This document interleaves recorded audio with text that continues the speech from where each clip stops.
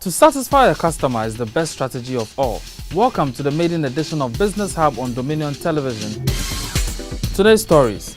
Ghana must develop reliable tax data, Chartered Institute of Taxation. Demand for evidence impedes eviction of foreign retailers. Expresso exits, less harm to industry, telecom analyst.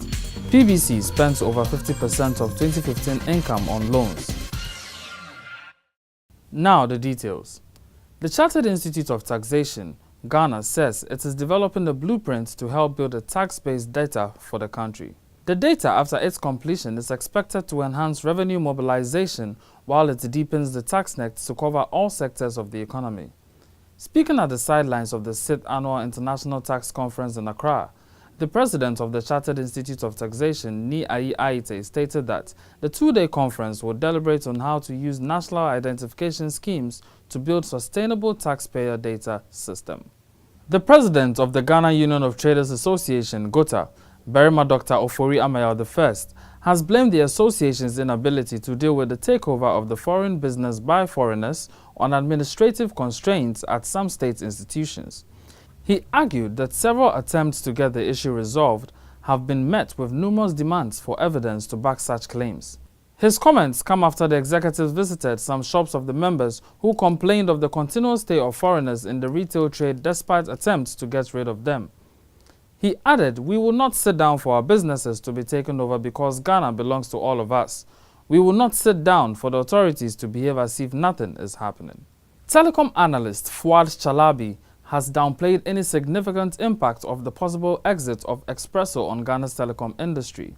He argues the telecom company's market share is quite negligible, which will not adversely affect operations within the sector. It has no effect because they do not have any significant market share. It is not a big player which will affect the industry, he stated. The National Communications Authority, NCA, last week indicated that it has commenced processes to revoke Expresso's license. According to the Director for Engineering at the NCA, Henry Kano, the prolonged inactivity of Expresso is affecting the industry stakeholders and creating a shortfall in the revenue targets of the regulator and government. The company has also been unable to find an investor to turn around its fortunes. Some analysts had also earlier warned that Expresso risks folding up if it failed to re-strategize its operations. The high interest rates on loan as well as rising inflation made the Produce Buying Company Limited, PBC, spend more than half of its gross operational earnings for the last year on 7 debts. According to the company, the principal and interest on loans amounted to 51.2% of the total revenue it made last year. In the year under review, the company spent 51.2% of its gross operational earnings in servicing finance costs, CEO of PBC Limited, Maxwell Kojo Atakra, stated at the company's 15th annual general meeting on Wednesday. He further indicated the impact of the increasing cost of borrowing and the high inflation of the company's operations for 2015. Now, news from around the world in 90 seconds. 2 young African women have continued to enhance the cause of women on the continent, and they have caught the attention of Facebook. The world's largest social network is supporting and sponsoring She Leads Africa, an African enterprise and women's business-focused movement founded by Yasmin Bello Osaje and Ifua Osei. The partnership is aimed at encouraging women across the continent to start their own businesses and help drive prosperity for their countries. She Leads Africa's hugely successful bootcamp program, She Hive, was held in London from August 18 to 21, 2016 at Facebook HQ in London and featured some of the city's leading African and diaspora entrepreneurs and businesswomen who shared insight and advice as well as led workshops on building business skills for the future. She Leads Africa has built a global community of more than 100,000 members across Africa and the diaspora in just 2 years. You're still watching Business Hub on DTV. It's time for Company Visit, where we give businesses the opportunity to market their products and services. Today, we have a rare opportunity to visit a trending clothing shop. We are here at Rare Passions, a clothing company on the Spintex Road. Let's go inside and see what they have for us. Hello, I'm Grace Inonamdosu. We chose Rare Passions because we know our staffs are unique. We compare our staffs to others. We don't just take it directly. We take it and then we change it to suit our name. When you come to Rare Passions, you see good things. Our staffs are very original. Basically, they are all ideas. It just comes. We mostly use African prints, African fabrics. In fact, everybody can just walk in and then get something. We target mostly the women, but we're looking forward to include men as well. We target women mostly because we know they buy things a lot. They just like it and then they just get it. People come here and then take pictures of our designs and then they use it. The competition is very tough. It's so big. It's so big because, as the name goes, Rare Passions, our designs are unique. They're original. They stand out from what others are making in the market. There's a palazzo trouser for ladies. It's one of our unique designs. There's a wrap skirt, but you could see we have this colorful beading in it. It's not common anywhere than Rare Passions.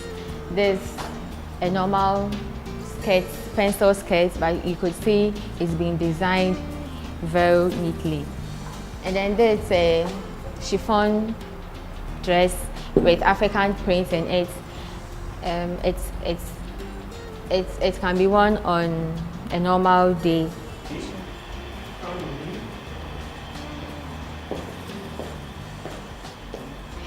There's a few of the men collections we have made here.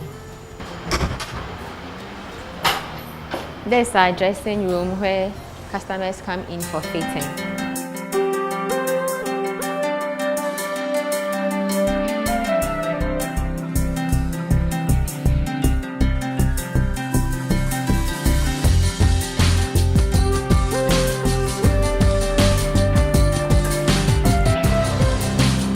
This is our working area where our clothes are made.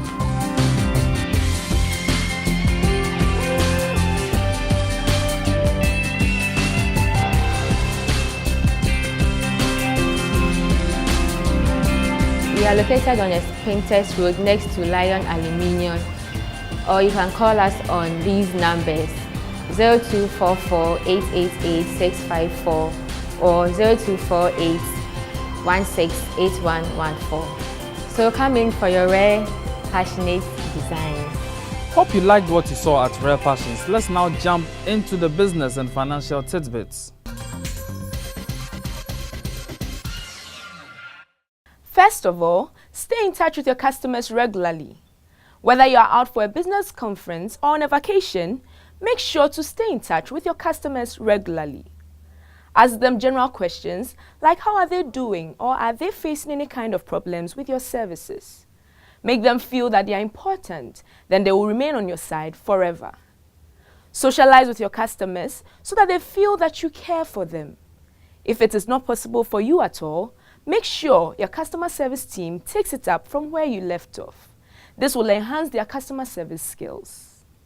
Secondly, remember to respond to your customers as soon as possible. Never keep your customers waiting for your reply, especially when they are in urgent need of it. There may be some problem, but you should always keep your team ready to answer your customers anytime and anywhere. If you don't, then they will feel that you do not care and chances are they won't be interested in your services anymore. The best thing is the use of tools and technology to receive your customer emails no matter where you are.